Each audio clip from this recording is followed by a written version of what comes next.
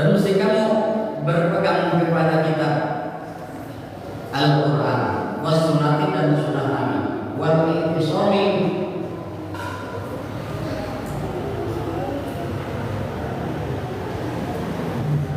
dan cenderung kepada keduanya. Fa innahuma dinullahil qawimu wa siratul mustaqim. Karena sesungguhnya keduanya itu adalah agama Allah yang kuat, wa siratul mustaqim, dan jalan agama yang lurus. Jadi kita dianjurkan dalam kitab ini berpegang teguh terhadap kedua. Pertama adalah kepada Al-Quran dan kepada Sunnah. Maka Nabi SAW tidak meninggalkan harta yang Nabi tinggalkan dua. Apabila kalian berpegang teguh terhadap keduanya, maka kalian akan selamat dunia dan akhirat. Yang pertama adalah Al-Quran, yang kedua adalah Sunnah dari Rasulullah SAW. Kita kenapa berpegang teguh kepada Al-Quran? Karena Al-Quran itu adalah pedoman dalam kehidupan kita, atau adalah imam dalam kehidupan kita. Sebagai kata Nabi SAW, "Menja'al Quran amamahu qara usahu ila jannah." Barang siapa yang berpegang teguh terhadap Al-Quran, dia ikuti petunjuk-petunjuk Al-Quran, maka Al-Quran akan mendorongnya masuk ke dalam surga, baik surga dunia atau di surga akhirat. Makanya kenapa berpegang teguh kepada Al-Quran? Karena Al-Quran itulah yang mengatur segala urusan dunia. Dan juga kita kepada sunnahnya Nabi SAW harus mencintai dan melaksanakan sunnah-sunnah dari Rasulullah SAW, dan kami tinggalkan sunnahnya daripada Rasulullah SAW. Di antaranya kita harus berhenti dengan tiga sunnah. Dan itulah jalan agama yang lurus. Man akhadha bihima salima wa qadima. Dan barang siapa yang mengambil berpegang kepada keduanya, maka ia selamat dan beruntung. Warasada wa musima, dan benarlah dia dan dipelihara wa man ada umat. Dan barang siapa yang mengambil dari Alkitab dan As-Sunnah itu, maka sesatlah dia dan menyesallah dan binasalah, wa musima, dan dirusak. Tidak berpegang kepada Al-Quran dan Sunnah, maka dia akan termasuk orang yang binasa dan rusak. Karena Al-Quran adalah hukum Allah Subhanahu wa Ta'ala. Faj'alhuma hakimaini 'alaihi wa tusarrifaini bika warji ilaihima. Maka jadikanlah keduanya itu hakimaini sebagai hakim 'alaika terhadap dirimu, wa mutasarrifaini, dan yang bertindak fika pada dirimu, warji' ilaihima, dan kembalilah kamu ilaihima kepada keduanya. Fi kulli amrika, pada semua urusanmu, muntasilan, dengan mematuhi liwasiyatillahi, kepada wasiat Allah, wa wasiyati Rasulullah, dan kepada wasiat Rasulullah. Maka dalam Quran Allah menjelaskan, ya ayyuhalladzina amanu taqullaha haqqa tuqatih wa la tamutunna illa wa antum muslimun. Wahai orang yang beriman, bertakwalah kepada Allah dengan sebenar-benarnya takwa, dan janganlah kalian mati dalam keadaan membawa iman dan Islam. Wasiat setiap Jumat khotib pada wasiat ini. Atau ada waru khairan wa inna dzalika taqwa wa taqwiya bil maqad. Ketika kalian bepergian, dan sebaik-baik perkara Allah bakalan sebaik-baik perkara takwa. Wasiat. Wasiat Allah bukan wasiat manusia lagi, tapi kadang-kadang kita menggampangkan. Jangan terus ini, aduh, susah. Tapi senang, ya. Lihat tuh, hewan yang bernama bebek, ya, satu bisa menangani 100 orang. Ya, cuma ini pakai air tuh ya, itu semua ini kan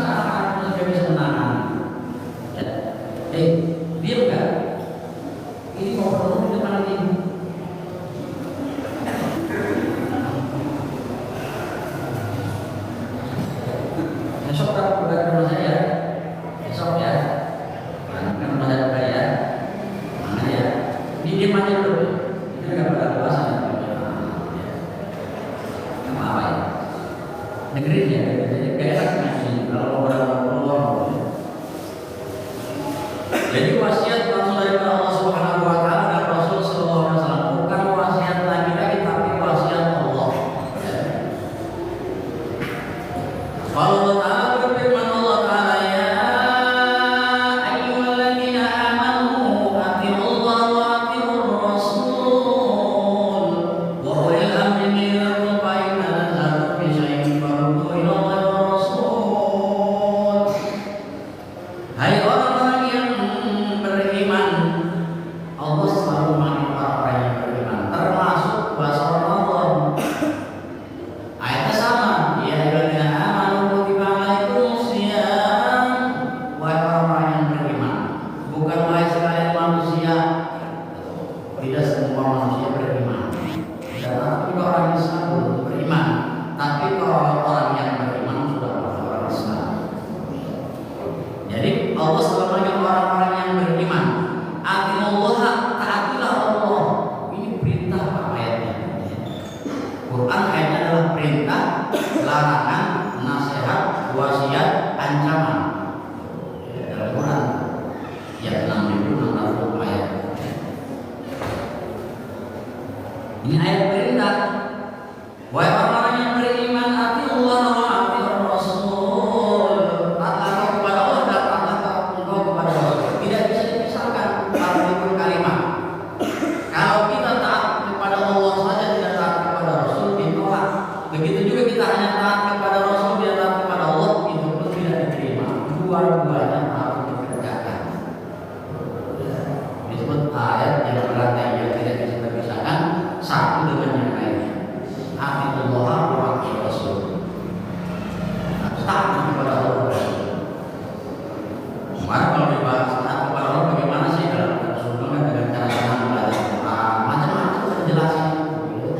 Kalimat itu banyak sekali penjelasan dari para ulama. Wa atiiur rasul atau dengan cara senang mempelajari mengamalkan sunnah-sunnahnya. Wa ulil amri minkum, dan ulil amri.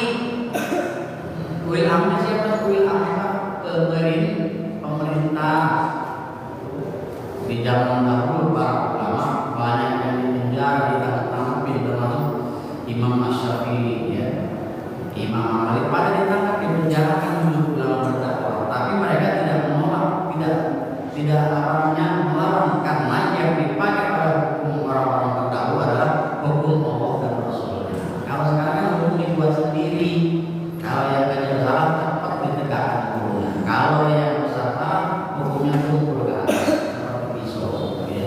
Tajamnya hanya ke bawah saja. Kalau orang kecil buru-buru ditegakkan dihukum, tapi kalau orang besar pejabat tempat hukum nggak bisa ditegakkan.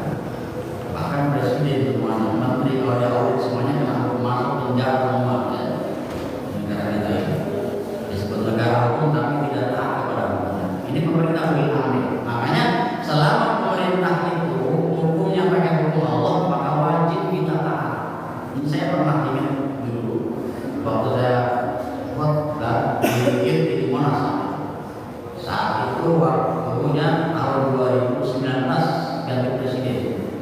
Saya menjelaskan ini, saya masih ingat ya. Taat kepada ulil amri apabila pemerintah itu memakai hukum Allah dan Rasul. Tapi apabila pemerintahnya tidak pakai hukum Allah dan Rasulnya, hukum yang dibuat atas dasar pemikiran sendiri, maka tidak wajib taat. Saya ada surat perintah panggilan, dipanggil perintah. Saat itu ada 428 khotib di Jakarta yang dikumpulkan di tangan. Saat itu di Jakarta Selatan, dari bawah pulang jam 2 malam. Masalah ayat ini menjelaskan. Ya itu seperti itu bunyinya. Penafsir baik tafsir Ibnu Katsir, tafsir Jalalain, banyak semuanya tafsir Menteri Agama sama seperti itu. Kita ditahan kita satu malam ya, Maret 2019. Bulan ini dia Pak Jokowi kalau nggak salah. Dan di situ ada Pak Wiranto yang jangan ternyata tidak bisa ya pemerintah. Ya, begitu turun ada yang musuh habis, nah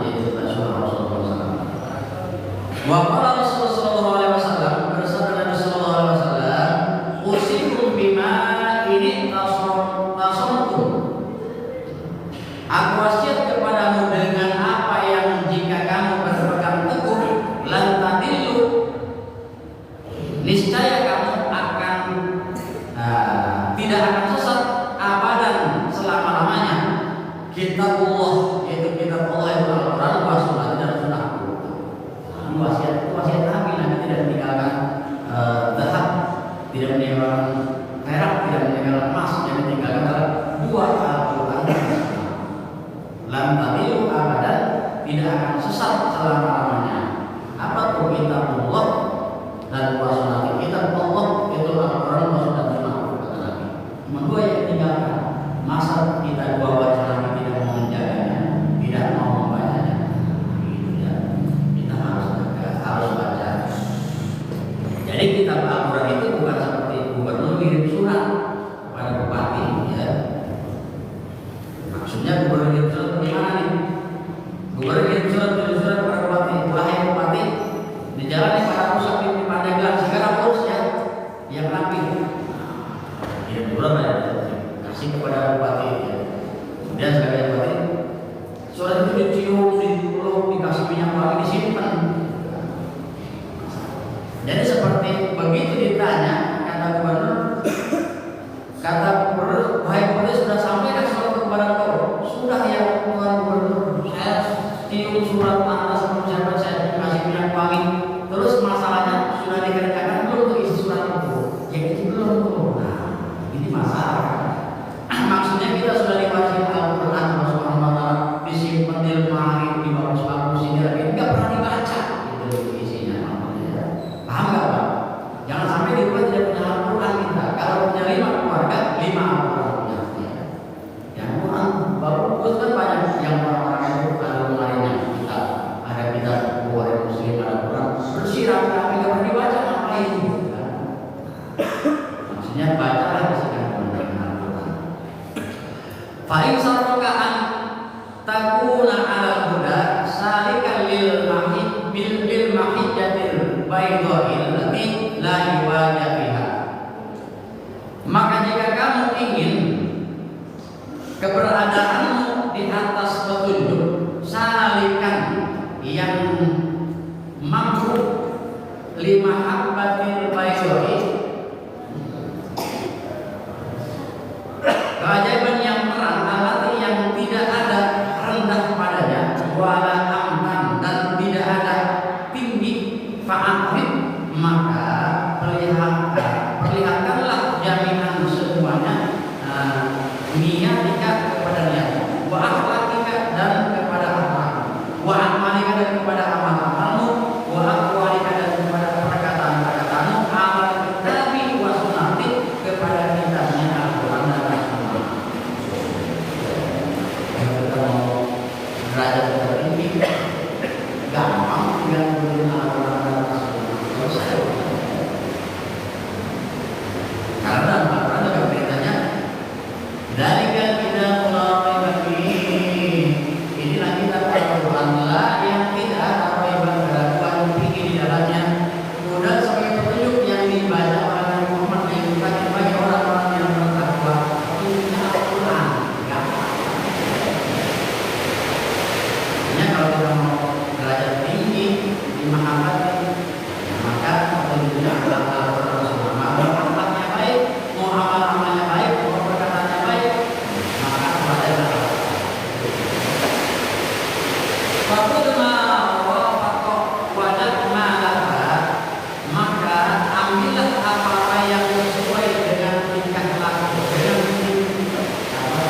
tinggalkanlah apa-apa yang berlawanan, wa'mal ala ikhtiari dan beramal dengan hati-hati, wa'tibail hasanah dan ikutilah yang lebih baik abadan selama-lamanya, wala dan janganlah kamu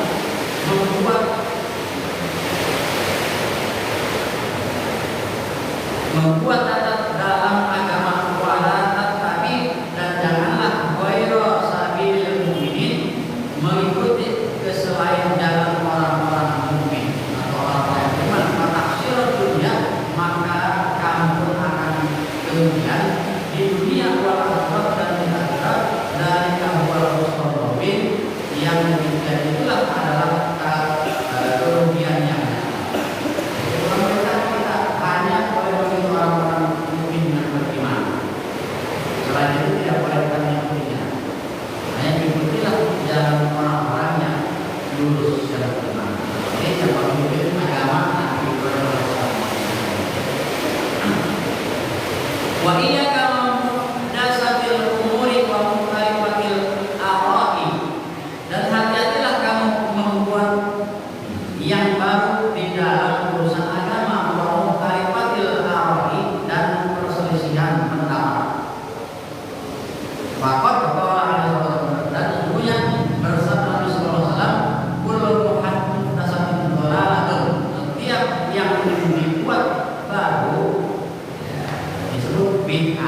Al-Quran itu dolar.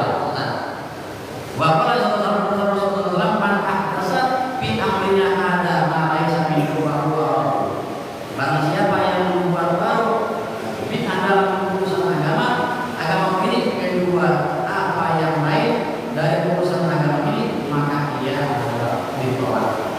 Ini hadis ini paling diberitakan oleh para sahabat disebut bid'ah. Nah di bid'ah kita ngaji begini jadi masuk bid'ah apalagi mau buka puasa. Nabi gak pernah ngaji kumpul hari Senin, hari Kamis, malam Jumat kan nggak ada zaman Nabi. Tahlil tidak ada. Setiap ngajinya Nabi Rasulullah, setiap Nabi menurunkan wahyu sampai kepada para sahabat itulah ngaji Nabi. Nggak ada ngaji malam mau ditentukan. Kalau kami ngaji begini nggak ada. Berarti kita bid'ah dalam urusan agama. Kemudian kita melaksanakan sholat itu urusan agama. Mana ada nanti pakai sarung nih, apalagi ada mereknya Wadimor. Sarung paling tua, siapapun yang pertama dia kuat ya. Paling tua Wadimor tahu ya, manggilnya kuat semua. Gak ada pakai baju koko ini, semua hari pakai gamis, pakai imamah ya. Putih kalau nggak itu bukan kayak kita pakai kaos bola, pakai sarung, membuat Wadimor ada yang nafas. Gak ada yang nafas itu bid'ah. Ditolak susah. Nah itu karena ada pemakaian. Jadi jangan sampai kita misalkan maulidnya Nabi tidak ada maulid bid'ah. Rasanya. Silakan di sini dijelaskan. Yang pertama mengadakan maulid Rasulullah SAW itu adalah Imam Jalaluddin As-Suyuti dan Imam Jalaluddin Al-Bahari.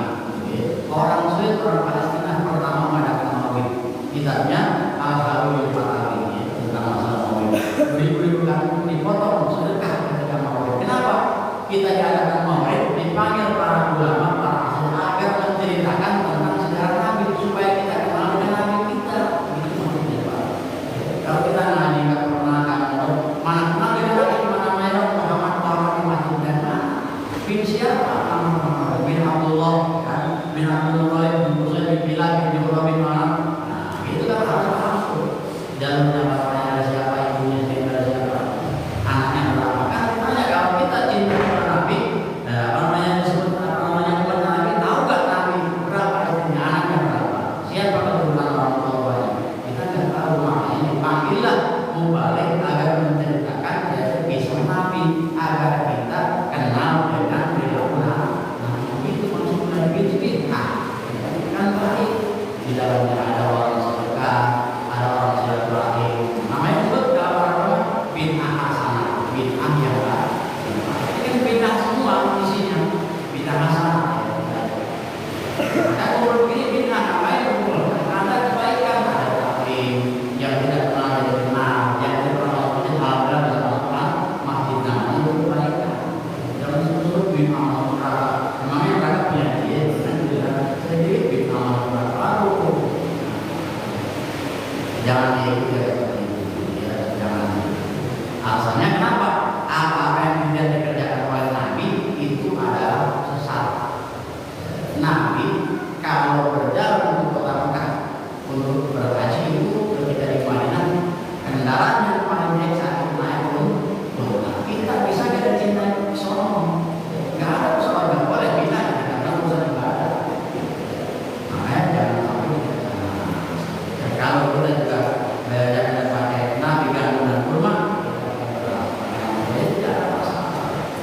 Jadi itu masalah kita jangan sampai kita bahas walaupun di sini ada wabilahu salasun dan bid'ah itu ada 3 macam. Bid'ahun hasanah bid'ah hasanah, bid'ah yang baik, wadiya ma'arahu, yaitu apa yang ditetapkan al-imatul huda oleh para imam yang mendapat petunjuk mimma yuwafiqu daripada apa yang sesuai al-nabi wa daripada kitab Al-Qur'an dan Rasul min haitsu isabul asbaha dari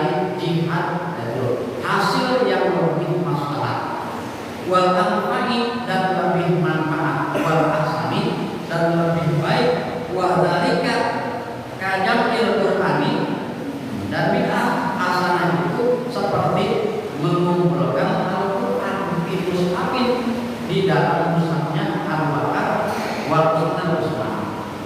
Jadi sebaik-baik bid'ah yaitu mushafahan Al-Quran di zaman Nabi tidak ada mushafan Pak, satu orang 30 juz. Kemudian ada tajwid, ada idgham, ada ikhfa, ada imla, ada gunnah, ada mad jaiz, ada mad wajib, ya, ada mad silah, wasal, mad silah, macam-macam misalkan. Tidak ada, cuma lembaran-lembaran doang. Kapan di zaman Abu Bakar, di zaman Utsman baru dimushafkan Al-Quran. Kalau tidak dimushafkan, tidak ditulis, dikumpulkan, maka kita tidak akan mampu belajar Al-Quran. Karena dalam zaman perang Badar, perang Uhud, berapa banyak orang yang habis itu dibunuh orang kafir. Kenapa dibunuh? Agar Al-Quran tidak sampai kepada kita. Maka para sahabat punya ide untuk menuliskan Al-Quran di mushaf. Kalau enggak, mana mungkin kita baca saja boleh nggak bisa, apalagi menghafal. Kalau orang terus kayak ajarkan, ya, Nabi saya mengajarkan, malaikat Jibril oleh mereka langsung hafal, disampaikan kepada para sahabat, direnungkan, mereka hafal. Kita mau hafal, baca saja kesulitan, apalagi menghafal. Makanya Nabi tidak pernah mengajarkan mengucapkan Al-Quran, berarti bid'ah. Yang mendirikan terakhir di masjid itu berjamaah di zaman sahabat Umar bin Khattab. Bid'ah, bid'ah hasanah, bid'ah yang baik. Kalau kita masuk masjid sholat masing-masing itu nggak bagus, maka lebih utama di berjamaah.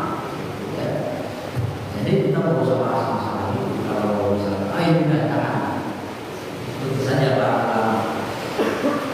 Kemudian wassalat tarawih al-umari dan dipukul dan sholat tarawih dan yang melakukan sholat tarawih di zaman Umar bin Khattab. Bagaimana Umar? Batarbil mushafi dan menerbitkan mushaf Al-Quran wal adhan awal bil Utsmani dan mengadakan adzan awal dari hari Jumat bagi Sayyidina Utsman. Makanya ada adzan 2 kali. Ini juga masalah kalau orang Islam kan lebih masalah, bingung kadang-kadang. Kapan ada 2 kali sekali saja? Katanya ini 2 kali boleh. Mau 2 kali mau silakan, mau 1 kali pun tidak ada masalah. Kalau mau 2 kali ada erat, ada contohnya zaman Utsman bin Affan. Ada 2 kali, pertama ada yang awal, ada panggilan. Karena rumahnya jauh-jauh naik ke atas jabal seperti ada yang kencang rumah. Alasan. Sekarang misalnya ada pemain speaker dipanggil saja orang belum datang, apalagi dipanggil sekarang. Dipanggil kan, mesti dipanggil. Coba kalau kita lihat di Kota Mekah, Kota Madinah, tidak perlu panggilan ada, udah penuh masjid itu sampai luar. Kenapa? Karena kita ke sana adalah mau ibadah, pengen tahu bahwa yang banyak. Coba di kayak Mekah, belum ada panggilan jam 3, asal jam 4, jam 3 sekali udah penuh masjid. Zuhur kita baru bagian musaf yang depan, sop-sop yang depan gak bakalan. Kalau kita belakangan paling di luar depan malah sama-sama udah penuh masjid. Coba kayak begitu. Kenapa alasannya? Karena ibadah 1 rakaat di Masjidil Haram sama dengan 100.000 rakaat di Masjid Yerusalem. Kalau pulang dari sana kalau sholat lagi kalau makanya beberapa orang seperti itu. Kalau kita kan susah dari panggilannya kita ada belum sih, belum komat, ya kan? Kalau ya udah 3 rakaat. Ya. Kemudian adzan yang awal itu juga ada. Ketika di Kota Mekah itu masih dikumandangkan jam 3 pagi adzan, namanya adzan awal. Ya. Jadi dahulu juga ada adzan disebut adzannya Umi Maktum. Ya. Umi Maktum. Kalau nggak salah adzan pertama. Maka apabila Umi Maktum mengatakan adzan kepada Rasulullah, maka kalian boleh makan tuh. Tapi ketika sahabat Bilal bin Rabah yang menguatin, maka kalian tidak boleh makan lagi karena sudah tandanya waktu subuh. Baik, sudah. Wah kami kita